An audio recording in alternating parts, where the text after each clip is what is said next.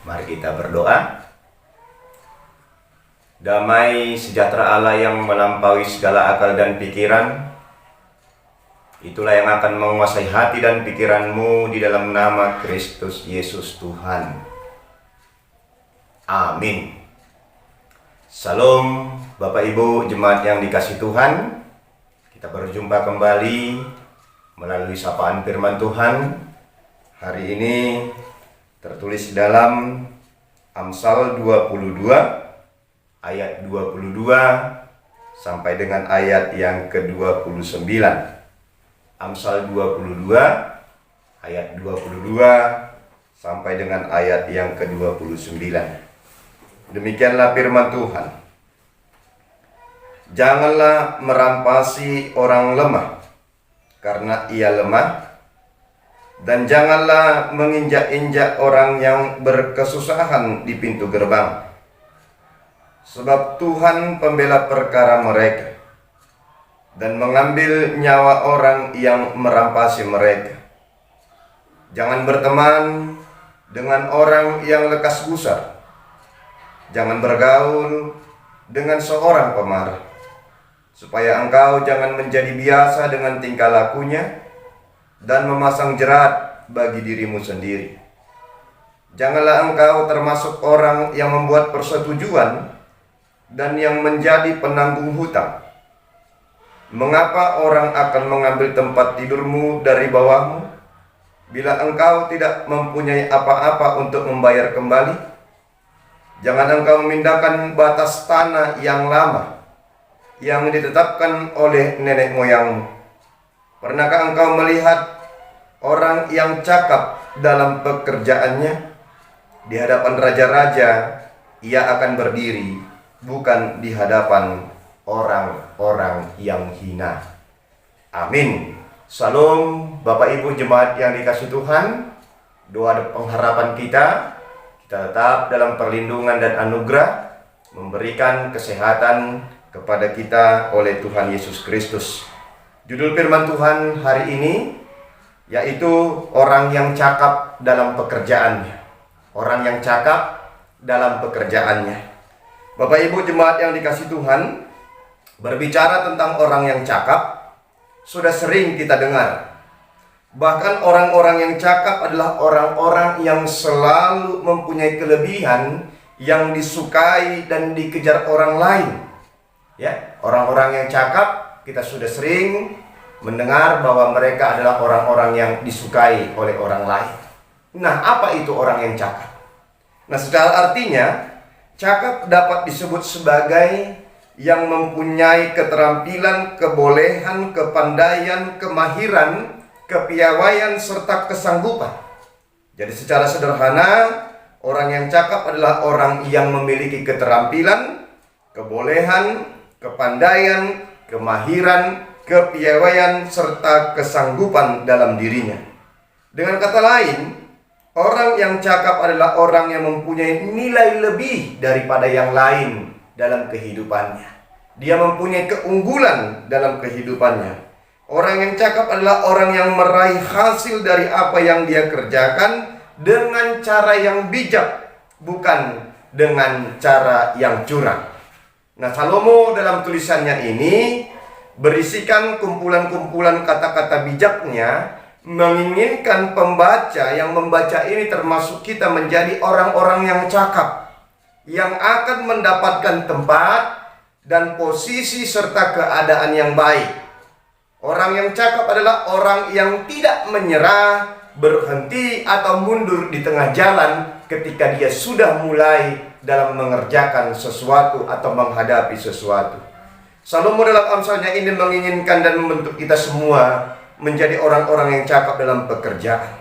Kita lihat dulu ayat 22 sampai dengan ayat yang ke-23. Memakai dan mengembangkan kemampuan yang benar di hadapan Allah. Inilah orang-orang yang cakap. Yang pertama dikatakan dalam teks ini. Salomo memberikan pemahaman bahwa kecakapan adalah sebuah kemampuan yang diberikan Tuhan. Kecakapan adalah sebuah yang diberikan Tuhan kepada kita. Kecakapan bukanlah kemampuan pribadi kita sendiri. Oleh karena itu adalah pemberian Tuhan, maka kita akan memakai kecakapan bukan dengan semena-mena, tetapi sesuai dengan kehendak Tuhan. Tuhanlah yang harus dimulaikan melalui kecakapan itu. Kecakapan yang diberi Tuhan harus dipakai dan dikembangkan untuk pekerjaan Tuhan. Banyak orang yang menyalahgunakan kecakapan yang ada pada dirinya sendiri. Ya, salah satunya kalau kita lihat dalam ayat 22 ini, merampas orang yang lemah, menginjak-injak orang yang kesusahan. Kecakapan yang demikian adalah salah satu dalam mempergunakannya adalah hal-hal yang salah dalam kehidupan kita. Nah, jika ini yang dilakukan, Allah yang telah memberikan kecakapan itu tidak akan membela kita, bahkan akan memberi hukuman kepada kita. Kita baca ayat 24 sampai dengan ayat 25. Orang yang cakap itu tidak berubah dengan kondisi, tetapi mengubah kondisi. Ya, orang cakap itu tidak berubah dengan kondisi yang dihadapinya, tetapi mengubah kondisi yang dihadapinya. Kondisi sangat berhubungan dengan pergaulan.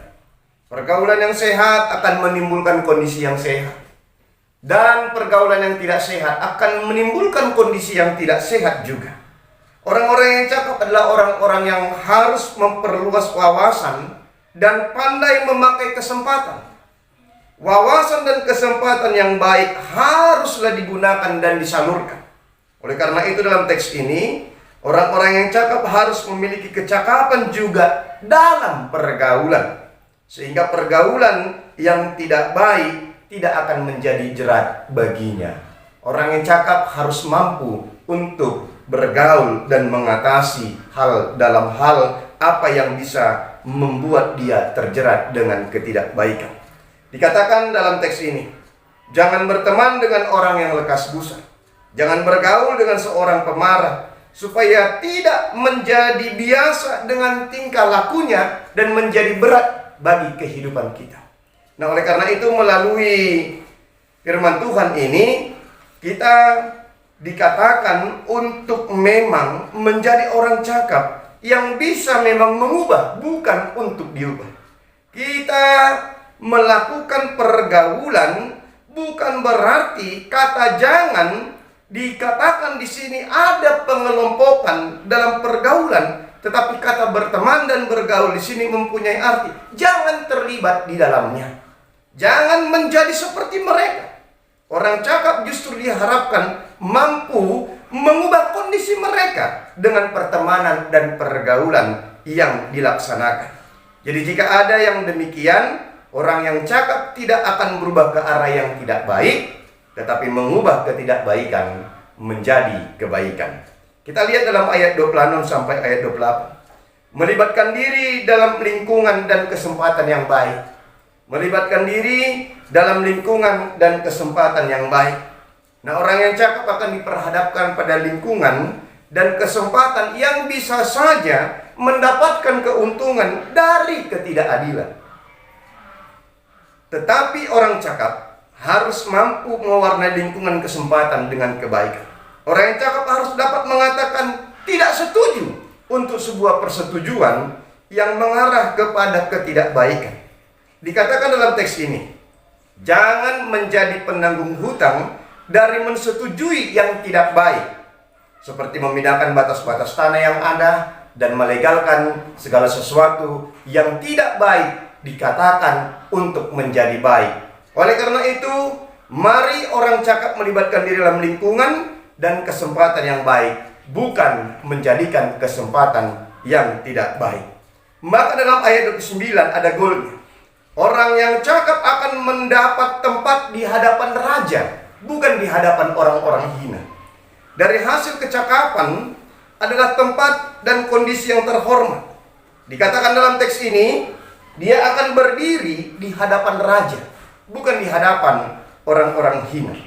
Orang yang cakap tidak mendapatkan hasil dari ketidakbaikan, sehingga tempat yang dia miliki bukan tempat yang biasa-biasa. Raja adalah penguasa. Jadi, siapa yang dapat berdiri di hadapan raja adalah sesuatu yang dikatakan terhormat, dikatakan di dalam kehidupannya. Tidak semua bisa berdiri di hadapan raja. Hanya orang-orang yang memiliki kemampuan khusus yang mempunyai nilai lebih, dan itu adalah orang-orang yang cakap di hadapan Tuhan. Nah, melalui apa yang sudah kita dapatkan melalui teks ini, jemaat yang dikasihi Tuhan, ternyata orang-orang cakap tidak mendapatkan hasil dari ketidakbaikan, dari kecurangan, dari ketamakan. Dengan kecakapan yang dimiliki dan melakukan kecakapan dengan kebenaran, maka hasil yang didapatkan adalah hasil yang luar biasa. Dikatakan tadi, dia akan berdiri di hadapan raja, bukan di hadapan orang-orang yang hina. Dia akan mendapatkan tempat yang terhormat, tempat yang khusus. Oleh karena itu, biarlah melalui teks ini kita diajarkan untuk tetap bahkan meningkatkan kepribadian kita menjadi orang-orang yang cakap di hadapan Tuhan. Perlu kita waspadai, ternyata ada tantangan, yaitu sifat ketamakan yang sering muncul dalam kehidupan kita. Kita selalu menginginkan yang lebih dengan cara yang tidak baik. Kita sering melakukan kecurangan untuk mendapatkan apa yang kita inginkan. Nah, sudah banyak cara-cara yang dilakukan yang kita anggap itu semua adalah kecakapan dalam diri kita. Itu tidak benar. Itu bukan kecakapan. Itu adalah sesuatu yang kita anggap cakap, tetapi sebenarnya itu adalah jerat bagi kita karena kecakapan tidak mendapatkan hasil di dalam ketamakan dan kerakusan dalam kehidupannya dengan melakukan ketidakbaikan. Maka sesuai dengan teks ini, biarlah kita menjadi orang-orang yang cakap di hadapan Tuhan, yang benar-benar dikehendaki Tuhan, bukan cakap menurut pribadi kita dengan cara yang tidak baik, mendapatkan ketidakbaikan.